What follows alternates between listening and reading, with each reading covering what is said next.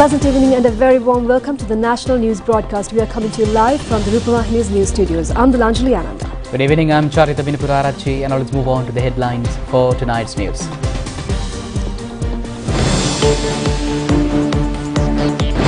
Chinese Finance Minister assures fullest support for Sri Lanka's debt optimization program. The President in a statement in China says Sri Lanka's economy would be directed towards growth in the next few years. An increase in the existing rainy weather. Parliamentary affairs of Ajit Mana Peruma has been suspended for 4 weeks. No threat of fuel shortage until June of next year. The United States defeats Gaza ceasefire proposal using veto power.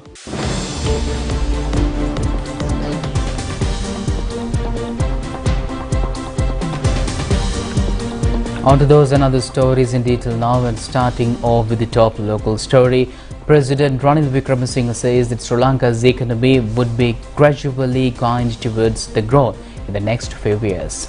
Participating in an interview with the CGTN television in Beijing City, China, the President has further stated that Sri Lanka's future economic strategy is to direct to an expanded global market through the free trade agreement.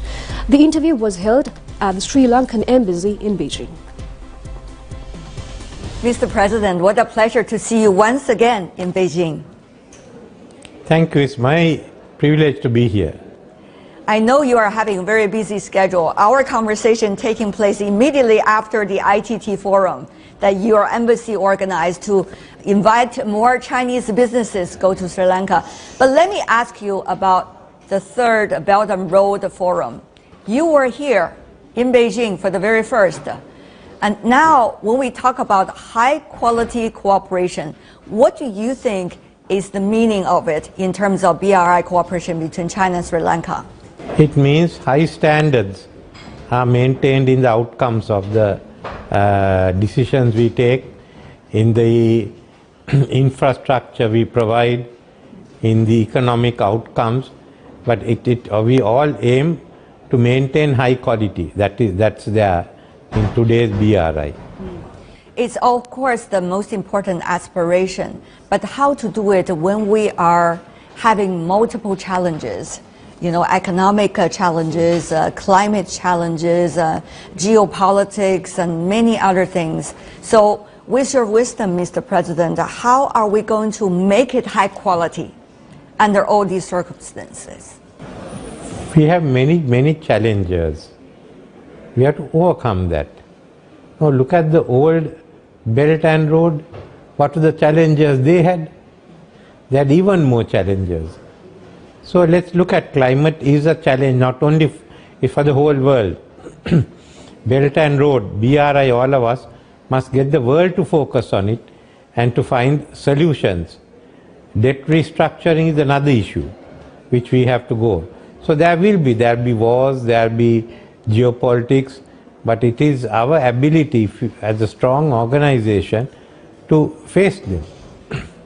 During the ITT forum, I noticed, Mr. President, you talk about the resilience of Sri Lanka, the strength and wisdom. Meanwhile, you talk about the potential of tourism for your country, and at the same time, how to take great advantage of the platform of Belt and Road Initiative. So, among all of these possibilities, how quickly do you think you can bring the country on a path forward, despite the difficulties? Next year, we hope to go in for positive growth and to increase it by 2025. And by 2026, we should be on a good path. That's pretty ambitious, I would say, Mr. President. If you don't have ambitions, you can't achieve anything. Well said. But how to do it? Well, firstly, as I said there at the meeting, we focus on the low-hanging fruits like tourism, the foreign employment, and then we start expanding gradually because we have to build up momentum. At the moment, the global economy is also not faring well, and we are coming under pressure, especially on the fuel, both from Ukraine and from what's happening in Palestine and Israel. So we've got to face those. But once Sri Lanka gets into a positive growth, which in in my view, will take place next year, then it's a question of pushing it forward. So by 2026, we could be satisfied with it. Meantime, we get the investors in. What we do today to get tourists in will only be seen by again 2025 or 2026. So that's the time, I think. But it's short compared to most of the other countries. Let's talk about the energy and also agriculture sector. In the interaction, you tell us very clearly as to what are some of the projects might be for businesses to take part in. So how much attraction do you think they can be? No, I think if you get the businesses in, it will work like a magnet to get others in. So I think it's very important. The ones who come first are the most important. Are they Chinese? Well, I presume many of them will be Chinese. They're already there, aren't they? They are, but now is the next stage of expansion when the whole of the Indian Ocean economies are picking up after COVID. You are actively seeking free trade agreements. Yes, You had one already with India. You want to expand it. that's right. With Japan as well. Yes, You want to develop it. With China, you are engaged very actively for a free trade agreement. right. And you are also working on other possibilities such as RCEP. That's right. There's a lot on your hand. How would you manage to do all of this all at the same time? How would they, interact with one another as things goes along? If you have to do it, you have to get it done, but that means you get a large market. Sri Lanka is only 22 million.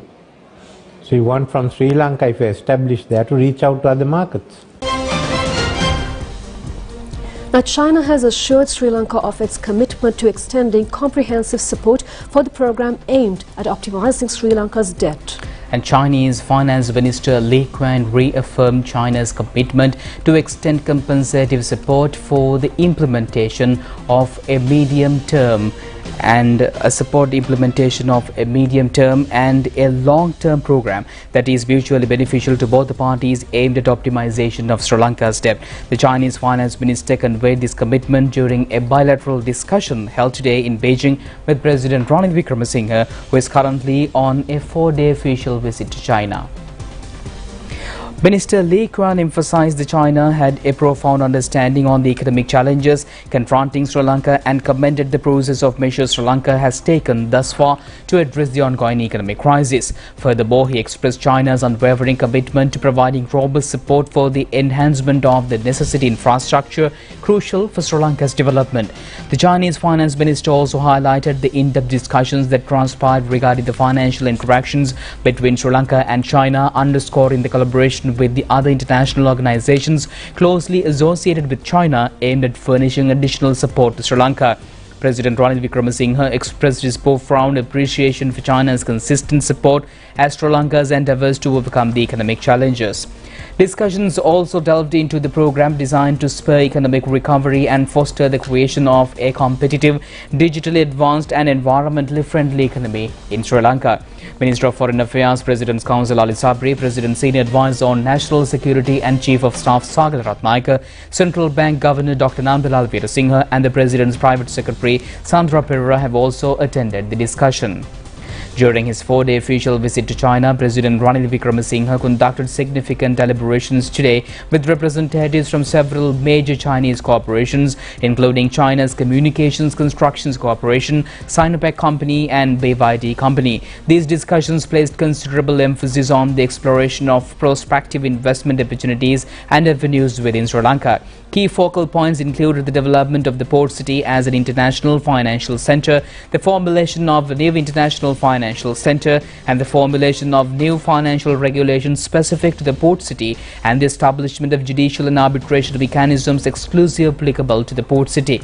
Furthermore, the dialogue encompassed various sectors including the electrification of Sri Lanka's transportation system, electric vehicle assembly and electric train services. The corporate representative of the companies have expressed their unwavering commitment to extend optimal support to the advancement of the Sri Lanka's economy and to seize the investment prospects that the country offers.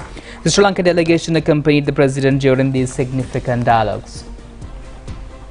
Now, the acting finance minister Ranjit Sirlapitia says that the forthcoming budget would focus attention on all parties affected by the economic crisis. He has made this assurance when a group of representatives of the State Provincial Management Services Association has handed him a memorandum requesting several demands, including increasing of salaries of government servants at the Finance Ministry. Acting Finance Minister Ranjit Sirlapitia said that the government and private sector employees earning a specific monthly salary is an extremely crucial group that deserves attention. He added that these workers are being subjected to a heavy financial burden. The acting minister said that therefore the government is entrusted with a massive responsibility to find a permanent solution to their problem rather than going for a short-term remedy. He further said that the government has now reduced banking interest and inflation as well.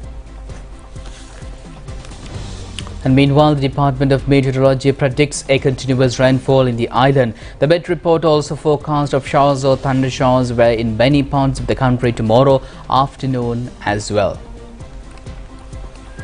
Certain locations in the western, northwestern, southern, central and eastern provinces are expected to receive fairly heavy rainfall exceeding 75 millimeters. Provisionally strong winds accompanied with thunder and lightning is also anticipated. The department cautions the general public to take necessary measures to minimize accidents due to gusty winds and lightning. The Met department also points out on the possibility of developing of a low pressure zone in the central Bay of Bengal Sea area tomorrow. Meanwhile, the Rupavahini Corporation correspondent says the drought season in the northern province has come to an end with the occurrence of considerable rainfall in the past few days. Some low-lying areas in Vavuniya, Bulativ and Kilinochi remain underwater and obstructions have been caused to cultivation activities of the northern province farmers. Our correspondents further say that many low-lying areas in Urubokwe, Paskoda, Mavarala, Kukurdeniya and Kotapala have been inundated due to heavy rainfall in the upper catchment areas of the Nilwala River and also due to incessant rainfall in the Mantara district. A cargo train was subjected to an emergency halt in the tunnel near Haputale on Kendi-Badulla railway line. The engine driver has taken measures to stop the train as a large truck was fallen on the railway track. The train transport has returned to normalcy in 2 hours' time after repairing of the track.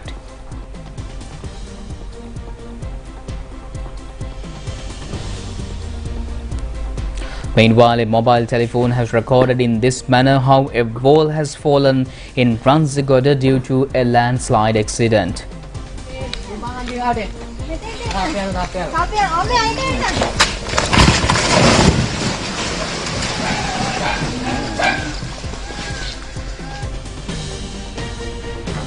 Meanwhile, irrigation engineers in charge of reservoirs says that the water level in the reservoirs in the western slopes of the Central Highlands are reaching the spill level due to heavy rainfall. Water level in the Castlereagh reservoir is just 1 foot below the upper spill level in the permanent dam of the reservoir. In this Mausa Calais reservoir as well as the water level is only 1 feet below the spill level. The irrigation engineers further say that they would be compelled to open sluice gates of the reservoirs if the rainfall persists in the current level. The National Building Research Organisation has conveyed a media briefing today to inform that the earth slip was warning to continue remain effective. Speaker Mahinda Abeyewardene informed the Parliament that Samak Janabalawegaya parliamentarian Ajith Manamperuma was suspended from Parliament for a period of 4 weeks starting today. The MP had committed a serious misconduct by his action of touching the mace while it was placed within the Parliament chamber during proceedings. Speaker Mahinda Abeyewardene has stated that the decision was taken in accordance with the Parliamentary Standing Orders number 77-3 since the MP had committed a serious misconduct by his action of touching the mace while it was placed within the Parliament chamber during the proceedings.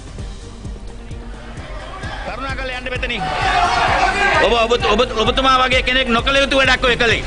ඊටම කැතයි. සභාවේ වැඩ කටයුතු විනාඩි 10කට මම නතර කරනවා. තාවර නියෝගයේ අංක 77 ප්‍රකාරව බරපතල විනය විරෝධී ක්‍රියාවක් ලෙස සෙන්කෝලේ පාර්ලිමේන්තුවේ සභාගර්භයේ ඇතුළත තබා තිබී අවස්ථාවක ස්පර්ශ කිරීම පාර්ලිමේන්තු මන්ත්‍රී අදිත් මාන්නපෙරු මහතා විසින් අද දින සභාගර්භය තුලදී සිදු කරන ලද බැවින් එකී ස්ථාවර නියෝගය ප්‍රකාරය මන්ත්‍රීවරයාගේ පාර්ලිමේන්තු සේවය අද දින සිට සති 4කට අත්හිට වන බව දන්වනු කැමැත්තෙමි.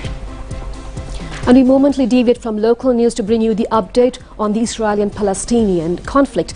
The United States has agreed a deal with Egypt and Israel to allow aid through the Rafah crossing, possibly tomorrow.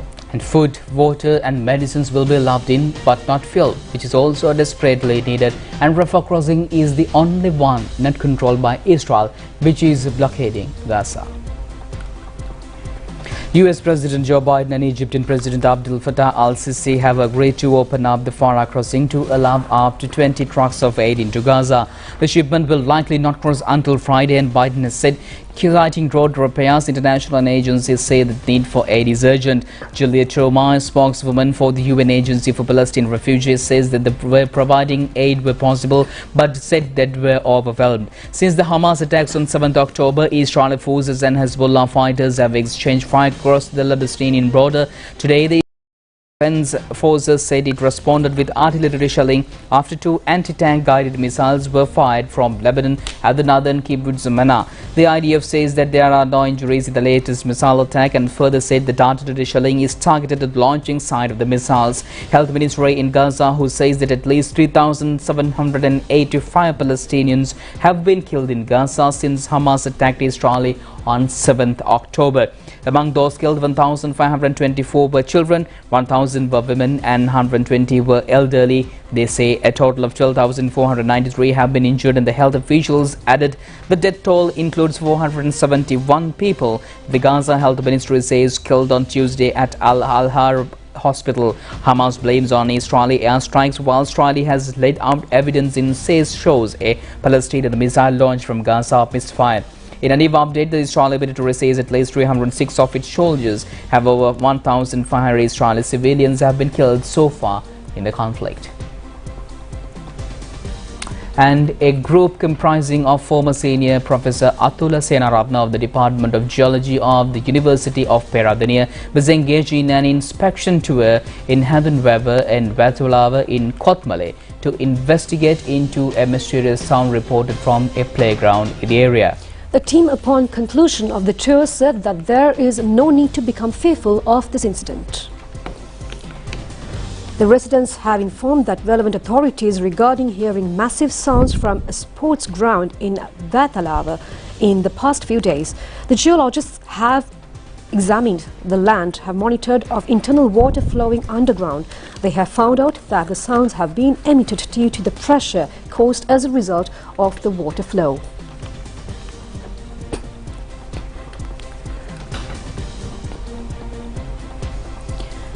A memorandum of understanding has been reached between the Sri Lanka Rupavahini Corporation and the Information and Communication Technology Agency of Sri Lanka today.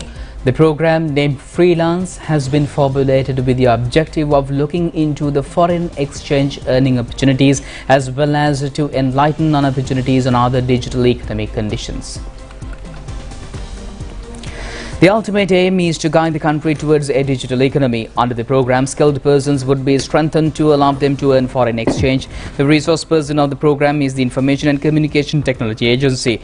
Chairman of ICTA, Professor Malik Rana Singh, and Chairman of this LRC, Dr. Prasad Samarasinghe, has signed the agreement at the ICTA Institute premises.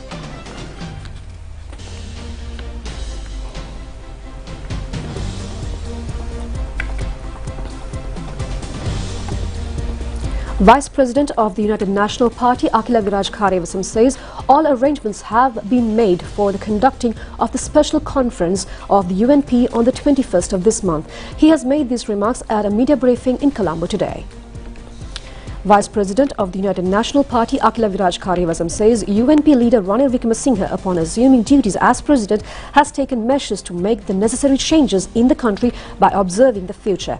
He added that he, as the party leader, is also taking the necessary measures to reorganize the party. The aim of the President is to turn the UNP into a party with new thinking. The Vice President further said the forthcoming party conference is not a traditional conference. He added that they have organized a special event in order to revise the party charter. Akhila Viraj Kharewasam further said the elections will have to be conducted in the proper manner at this proper time. Special attention is being focused to restructure the economy to enable the people to lead a comfortable life. On to bonus stories, the International Chamber of Commerce Chair Maria Fernanda Guaza arrived yesterday on a 5-day official visit to Sri Lanka. Of an ICC chairperson engaging in a visit in the country. The ICC chairperson has arrived in the island from Dhaka city, Bangladesh at the Katunaiki International Airport last evening. Maria Fernanda Gaza is also a member of the Consultative Committee on Sustainable Urbanization of the United Nations General Assembly. She was welcomed on arrival by Chairman of the Sri Lanka Chamber of Commerce Anthony M. Shanil Fernando, Secretary Hebakumara Gunasekara and a group. The ICC representing 170 countries with a corporate membership of 45 million companies, the largest and most influential business organization globally.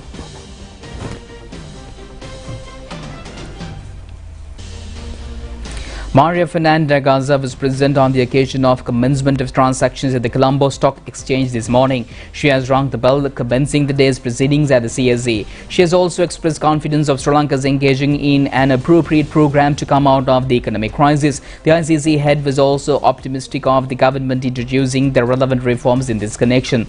Maria achieved has further stated that she appreciates the success achieved by the Sri Lankans so far in the debt restructuring program. The State Minister of Power and Energy, D.V. Chanak, stressed that there is no threat of fuel shortage and emphasized that the necessary tenders for fuel import up to June of the next year have been completed, ensuring an uninterrupted fuel supply until the time. The State Minister made these statements during a media briefing held today at the Presidential Media Centre under the theme, Collective Path to a Stable Country. State Minister D.V. Chanak said that recently the country has faced a significant fuel crisis with fuel shortages and long queues at gas stations. However, they have successfully resolved this situation within a short period. He added that when considering the month of January 2022, it's worth noting that crude oil prices in the world market were relatively low, with a barrel of crude oil priced at $50. The Supreme Court has decided today to annul without subjecting to any examination of the petition filed challenging the anti-terrorist draft bill presented to the Parliament by the government. It was filed by the parliamentarians of the National People's Power, Vijitha Herak and Dr. Harini Amarasuriya, citing that some of the regulations in the draft bill were against the Constitution. The petition was reconvened for hearing today before a three-member panel of Supreme Court judges comprising of Chief Justice Jayanta Jayasuriya, Murthy Fernando and Archana Besekara. The bench of judges has informed that the judiciary is unable to examine the draft bill as the Speaker has announced that the relevant draft bill has not yet been presented to Parliament. Accordingly, the verdict of the Supreme Court judges was to re-eject the petition without examination. The panel of judges have also stated that the petitioners are able to file another petition against the draft bill if it was included in the parliamentary agenda. This year's Poppy Flower Commemoration, organised by the Sri Lanka Ex-Servicemen's Association in parallel to the annual Armed Forces Commemoration Day, was conducted at the Parliamentary Complex last evening. On this occasion, a poppy flower was pinned on Prime Minister Dinesh Gunawardena. The poppy flower was worn on the Prime Minister by President of the Sri Lanka Ex-Servicemen's Association, Major General Upul Pereira. The Poppy Day is being conducted each year in remembrance of the war heroes who had sacrificed their lives in the First and Second World Wars, as well as in the past 30 years of internal warfare in the country. The proceeds from the sale of poppy flowers are diverted to the well-being of retired gallant soldiers. Chairperson of the Lakwanita organization of the United National Party, Shantini Khongahage, says that the President has set up more than 20 bills for the well-being of the people in the country. She has made these observations addressing a ceremony at the UNP Anuradhapura district office yesterday. The Gamata Handak Divriye Khatak, the program to enlighten women to the Anuradhapura district, was held yesterday. It was announced by the President's office under the program of food security and elimination of malnutrition.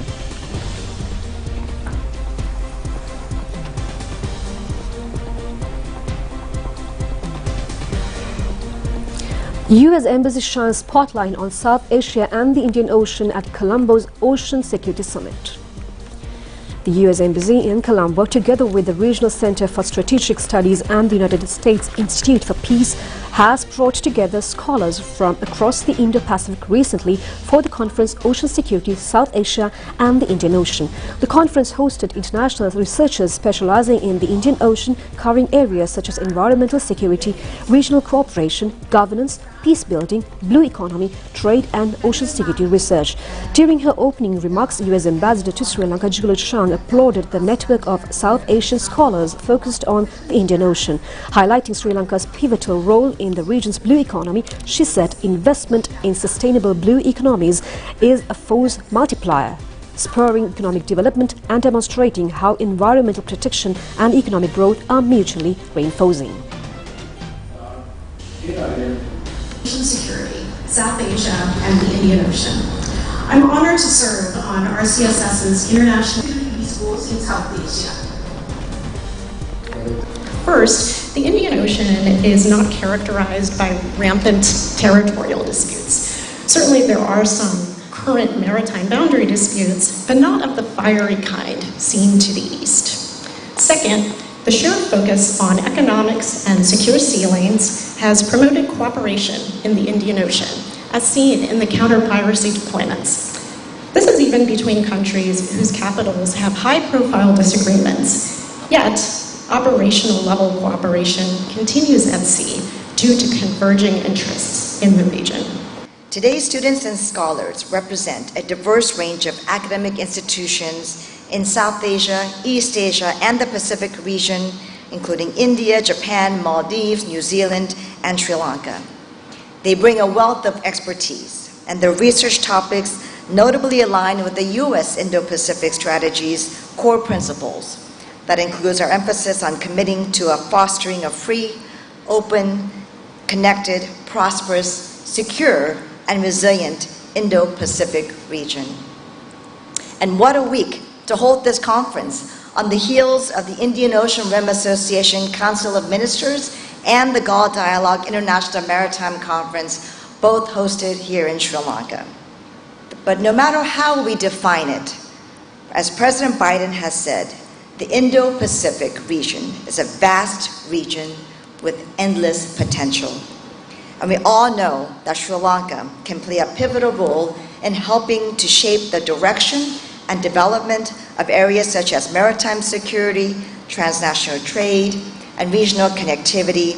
In addition, Sri Lanka prides itself as an unaligned neutral country which can host and convene multilateral engagements involving any or all South Asian countries, and also even connected to Southeast Asia or Northeast Asia as well. And that's all we have from home. We'll be back with the international news coming up next.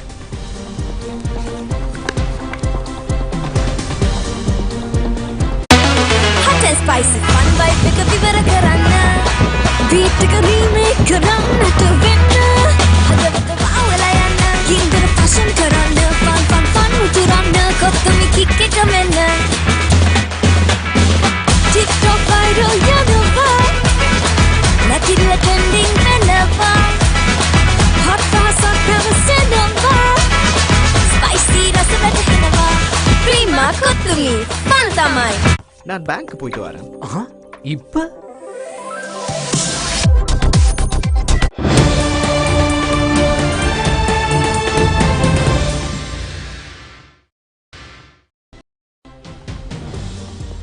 Welcome back.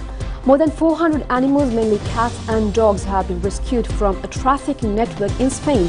The gang is expected of illegal importing animals into Spain from Eastern Europe via Andorra before selling them onto the market to make profits. The gang illegally imported animals into Spain from Eastern Europe have also been accused of forging documents to state the animals were healthy for sale when they weren't. 13 people have been arrested on charges including animal abuse, fraud and money laundering. The animals, which were often kept in poor conditions, have since been receiving care from vets. The joint police operation to recover them took place in September, 3 years after officer in Barcelona received several complaints about the poor conditions at a pet shop in the city's centre and found 33 sick dogs there. The authorities said that some of the recovered animals, which were often breeds which had market value, were illegally bought online. Foreign media reports that at least 300 people have been arrested near the US capital after a protest against the Israeli-Hamas war.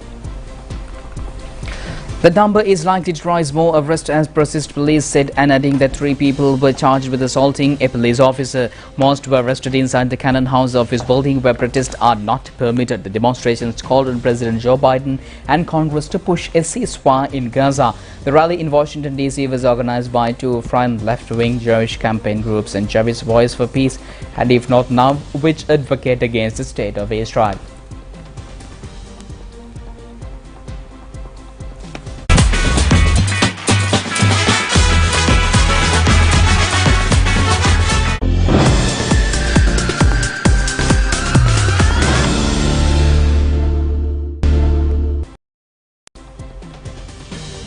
Now, Angela Matthews and Dushmantha Shamira are scheduled to be included as reserves in the World Cup cricket tournament. The Sri Lankan cricket said that they will leave for India tomorrow.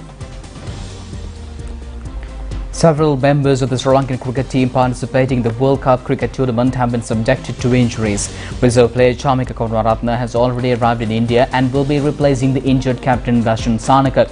The Sri Lanka team in the tournament has lost all 3 matches in completed up to now, and Sri Lanka was beaten by South Africa, Pakistan and Australia. The 4th match of the Sri Lanka in the tournament against Netherlands is scheduled to be conducted in Lucknow on the 21st. The New Zealand has beaten Afghanistan by 149 runs in a one-day international World Cup tournament match played in Chennai yesterday. The New Zealand team has, in its 50 overs, has scored 288 runs with a loss of 6 wickets, and the captain Tom Latham has scored 68 runs and Glenn Phillips 71.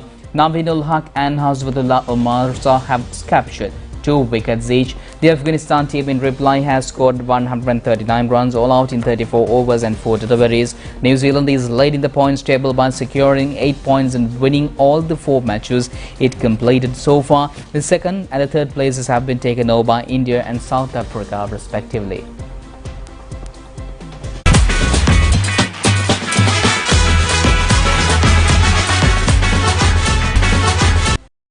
News we have for tonight. Join us tomorrow at the same time for the very latest on Channel Eye. I'm Dilanjali, together with Sharita, signing off. Good night.